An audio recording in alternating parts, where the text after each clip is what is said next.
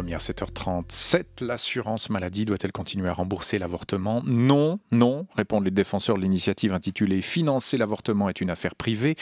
Les Suisses votent le 9 février prochain sur ce texte qui émane d'un comité interparti composé essentiellement de chrétiens conservateurs. Les femmes qui subissent l'avortement doivent-elles le payer de leur poche? On en parle avec vous, Valérie Casteller-But. Bonjour. Bonjour. Vous êtes coprésidente du comité d'initiative, coprésidente du parti évangélique Genevois. Vous êtes d'ailleurs à Genève ce matin jusqu'à 8h, on vous en remercie.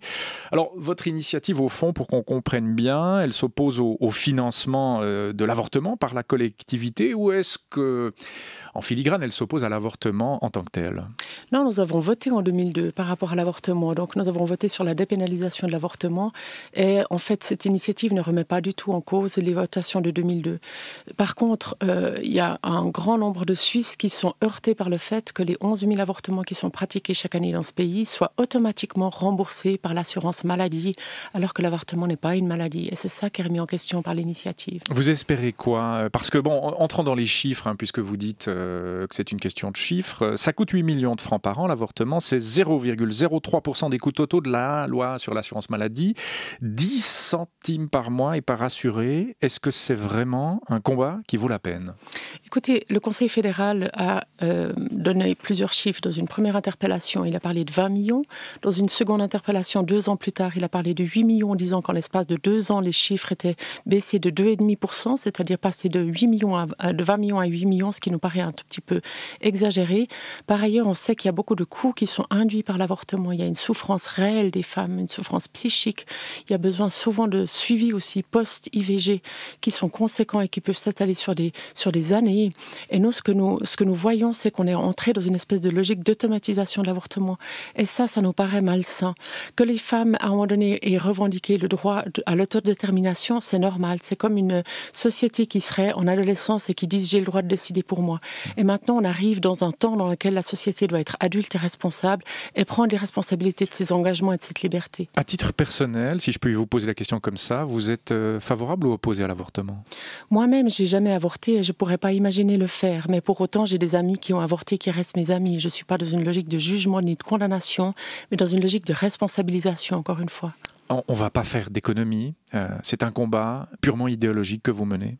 Non, on va faire des économies. On va faire l'économie des 10% qu'on pense pouvoir réduire le taux d'avortement. On imagine, en fonction de chiffres qu'on a transposés à la réalité suisse, arriver à 10% de réduction du nombre d'avortements, ce qui représente quand même 1000 enfants avortés en moins chaque année. Et ça, c'est conséquent et ça vaut la peine de se lever pour ça. Ça reste quand même si vous n'êtes pas d'accord avec ces 10 centimes par mois et par assuré, même si vous n'êtes pas d'accord avec ces 8 millions, ça reste des sommes purement symbolique.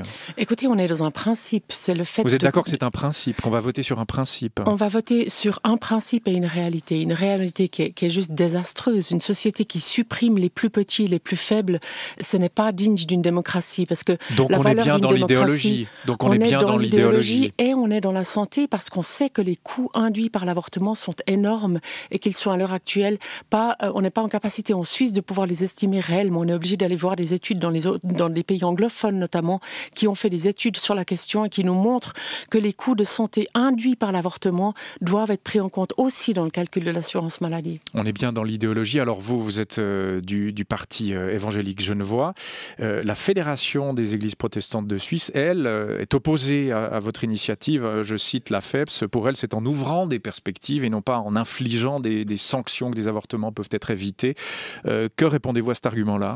Alors, dans tous les cas, il faut améliorer l'information et la prévention en amont, ça c'est absolument évident. Ça c'est quelque chose qui n'est pas réglé par cette initiative, mais le fait que le débat revienne au premier plan, ça permet aussi de pointer du doigt le fait qu'aujourd'hui on propose l'avortement automatiquement comme la solution. Et ça nous paraît malsain. Il faut d'une part informer en amont et d'autre part offrir d'autres alternatives que l'avortement à la femme qui est en crise de grossesse et qui traverse une période de très très grande fragilité dans laquelle elle a besoin de soutien, d'appui et d'encouragement. Le prix d'une vie qu'on n'a pas désirée, celle de son enfant, vous le mesurez, ça? Écoutez, moi je mesure surtout le fait qu'on puisse avoir le droit de vie ou de mort sur quelqu'un qui n'est pas encore là et qui ne peut pas se prononcer. Ça nous choque quand on voit une cour martiale aux États-Unis qui condamne quelqu'un à la chaise électrique, mais ça ne nous choque pas qu'on puisse décider de manière totalement univoque, sans même l'avis du père, de supprimer la vie d'un enfant qui n'est pas encore né. Pas Ça, tout à ça fait me la même choque. chose, la vie d'un fœtus et la vie d'un condamné à mort. C'est Et- pas tout à fait la même chose quand Et même. pourtant, on a un arrêt de la Cour européenne de justice qui date d'octobre 2011 et qui a déclaré que la vie commençait au moment de la multiplication cellulaire et que c'est à dater de ce moment-là que l'être humain a droit à la protection et à la dignité, à la reconnaissance de la dignité d'être humain. Vous dites c'est tout un ensemble de coups qui vient après l'avortement, des coups de psychiatre ou de psychologue. Que faites-vous de la détresse psychologique d'une femme qui doit garder son enfant? On n'en tient pas compte du tout, ça. On lui propose pas de l'aider pour la payer, justement, ceux qui pourraient la soigner. On la laisse comme ça, toute seule, face à cette réalité. C'est votre point de vue sur la question? Non, certainement pas. Moi, je trouve... Non, absolument pas.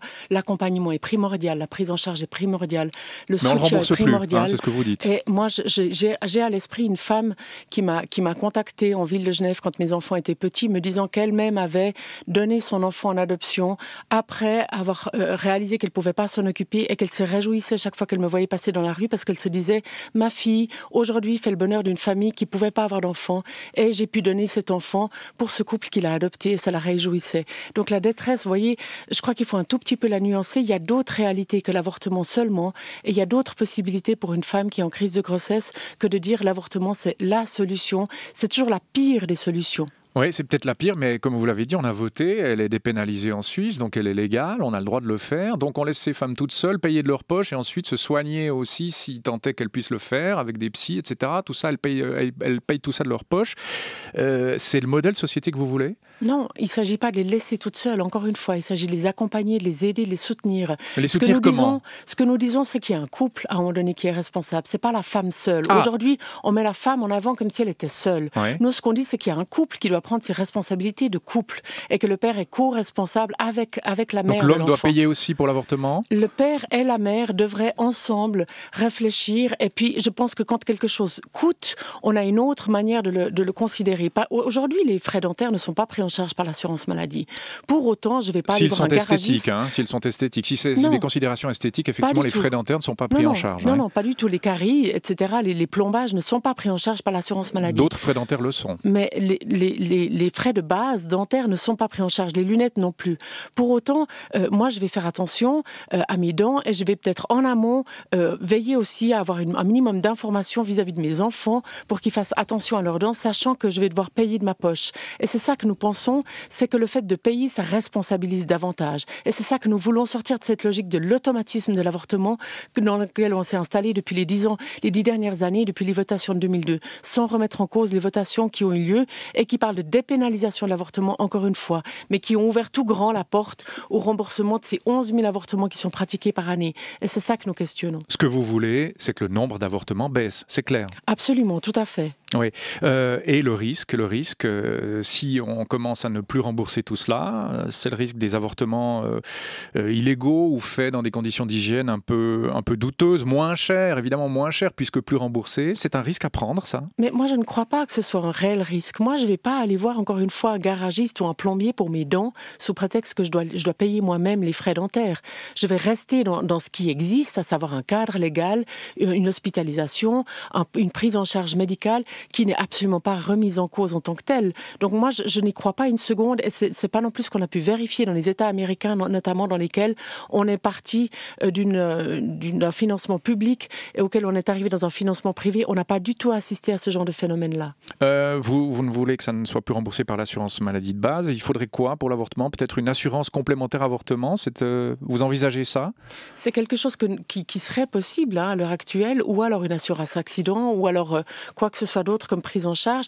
Les personnes pour lesquelles ça ne pose pas un problème de conscience, En fait, c'est elle qui devrait pouvoir souscrire ce type d'assurance.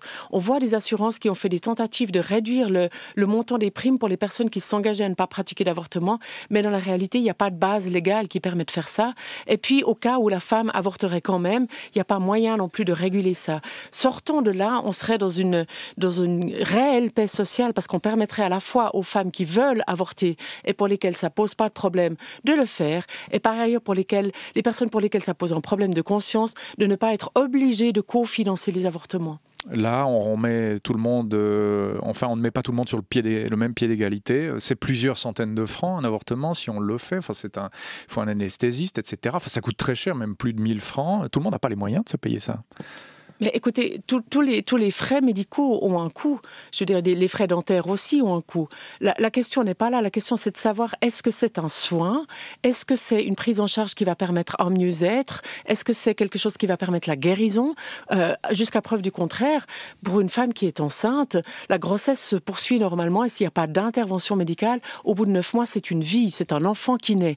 Vous et moi, nous avons tous été fœtus à un moment donné. Et si nous sommes là aujourd'hui pour nous parler, c'est que nous avons une mère qui est allée au bout de sa grossesse et qui nous a donné la vie, la naissance. Donc la question qui se pose, c'est celle-là. Est-ce que l'avortement est un soin qui doit figurer dans le catalogue de base de la LAMAL ?